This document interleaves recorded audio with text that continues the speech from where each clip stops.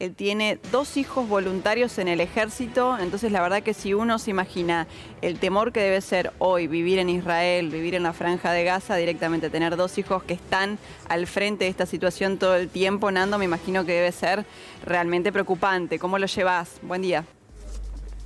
Hola, ¿qué tal? Buen día, ¿cómo estás?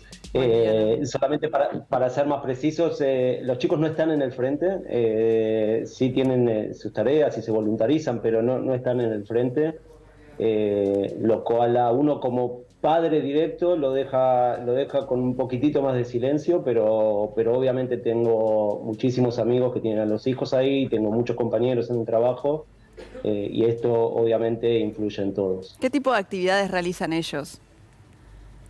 No, ellos realizan actividades sobre todo de donaciones y un montón de grupos que se fueron armando en estos días, quizás un poco por la falta de operatividad por parte del gobierno, que se juntó muchísima gente, muchísima población que se voluntarizó a armar todo tipo de ayudas, y esto es algo popular y algo que viene en un momento donde justamente todo el pueblo de Israel estaba muy dividido, un último año Mm. donde justamente el Hamas también había dicho que aparentemente este punto era también una ventaja para ellos para entrar en este momento donde veían una debilidad del lado de Israel, donde había un pueblo muy dividido como nunca había estado antes, y hoy eso quedó totalmente en otro plano. Hoy Israel es otro país desde ese punto de vista. Nadie se acuerda de lo que pasó hasta hace una semana, y el hecho de que los reservistas hayan colmado en un 150% la capacidad de lo que se esperaba de ellos, o sea, tira por el piso todas las teorías. Sí, ¿no? Habla de una gran unidad nacional, digo, de sus ciudadanos, más allá de la situación política que tienen, que, como bien decías vos, Nando, uno veía que era evidentemente endeble o que no tenía tanto apoyo de la comunidad. Más allá de todo eso, son este tipo de cuestiones que hacen que todo lo anterior no sirva, no te interesa, ahora hay que organizarse como lo están haciendo tus hijos. ¿Ellos tienen que ir a lugares por ahí que son riesgosos, que a vos te ponen nervioso o no? No, en ellos no están en lugares riesgosos, a pesar de que lugares riesgosos hoy es básicamente en todo el país. Digamos, Totalmente. hoy por la mañana sonaron alarmas en el único lugar donde hasta ahora no habían sonado, y esto quiere decir que obviamente todo el país en este momento está abierto a recibir misiles.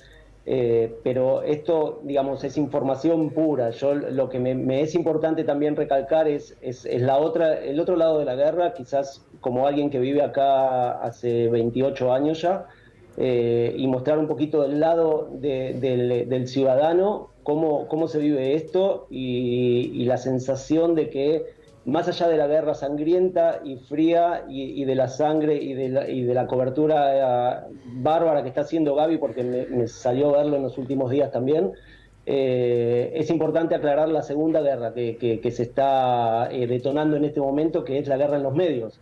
Sí. Ustedes como un medio convencional e histórico, pero también están los medios en las redes sociales, y ahí empezó otra guerra el mismísimo domingo, cuando Israel empezó a aprovechar su momento de defenderse.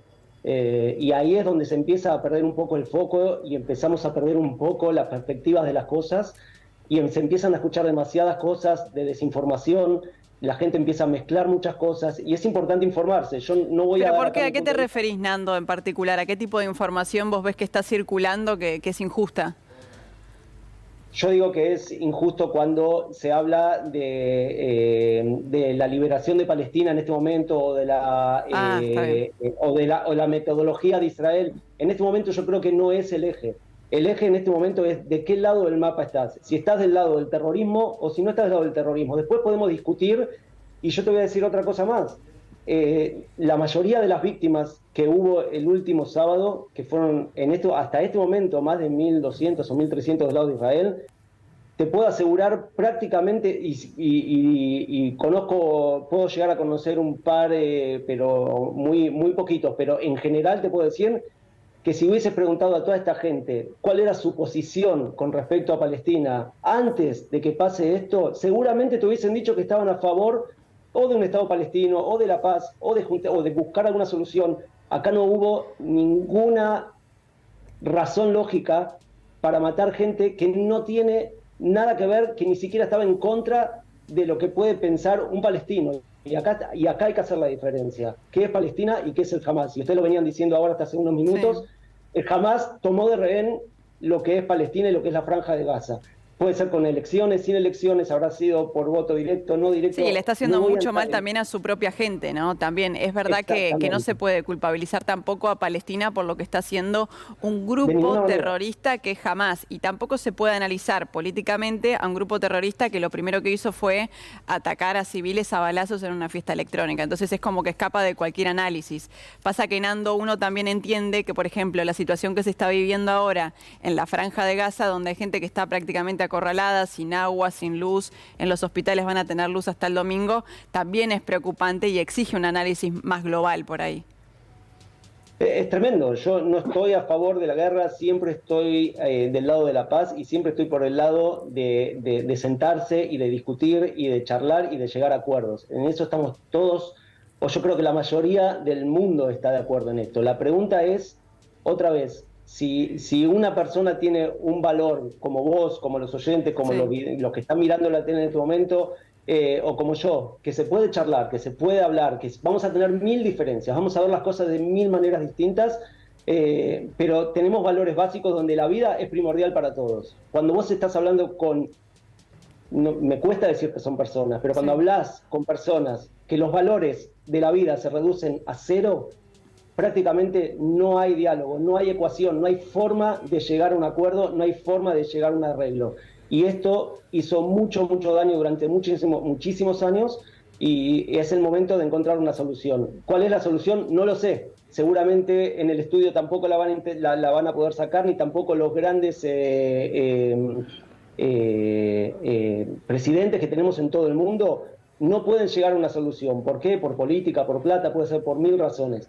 Pero no es tan fácil como se ve desde cualquier lado. Hay que estar en este lugar, hay que estar viviendo el día a día, hay que entender cómo es la dinámica acá y se hace muy difícil encontrar una solución que lamentablemente todos los que pensamos que se iba a llegar a través de la paz o a través de los años o que iba a bajar con las generaciones, se fue fomentando cada vez más y hoy se hace prácticamente imposible ver un Medio Oriente donde pueda reinar la paz. Pasa que es interesante lo que vos marcás, porque, digamos, es un conflicto que si bien uno hace un recorte del fin de semana en adelante, es un horror, es espantoso. Nadie no puede empatizar con lo que le está pasando a Israel y con lo que le pasó a todas esas personas durante este tiempo. Pero por ahí también hablás con, no sé, un embajador de Palestina y te dice, bueno, pero nosotros también hemos recibido bombas, han matado chicos, por ahí no tenemos el mismo alcance en los medios occidentales, por ejemplo, que tiene Israel. Entonces, por ahí se entiende un poco más por qué está tan arraigado este odio y por qué por ahí una solución diplomática no es viable ya. Sí, entiendo porque las razones que, como en todo conflicto, cuando hay dos campanas, siempre que escuches una campana vas a decir, mirá, no lo había pensado, o sí, o podía haberlo. Pero en el medio de las campanas quedan los civiles, eso es lo más terrible. Exactamente. Ahora, acá en Israel, cuando hablas de civiles y de militares, estás hablando también básicamente por todos los reservistas también, de que toda la gente está conectada con la milicia, porque todo es obligación, tanto para mujeres como para hombres. Y esto es lo que duele, porque cada uno de los soldados que tiene Israel, que son los militares, que de alguna manera nosotros por nuestro pasado en Argentina tenemos alguna concepción con respecto a los militares, acá son nuestros hijos y son los hijos de nuestros hijos. Sí, verdad, es una concepción muy diferente, ¿no? Otra historia, tal cual son héroes. Exactamente. Entonces, acá es donde se hace más difícil o donde uno trata de entender de todos lados cuál es la situación y cómo se puede llegar a un arreglo. Y lamentablemente gente muy capacitada durante muchos años no lo pudo hacer y en este momento está muy difícil. Nando, quiero agradecerte por este contacto. La verdad que la charla fue muy interesante. Siempre me encanta charlar con argentinos que viven en Israel porque tienen esta doble perspectiva, ¿no? Como para poder trasladar un tema que a nosotros nos es como muy ajenos por un montón de cuestiones. Y también felicitarte por la labor de tus hijos. Muchas gracias. Gracias a ustedes. Hasta luego. Y llegó el momento de hacer una pausa y ya volvemos.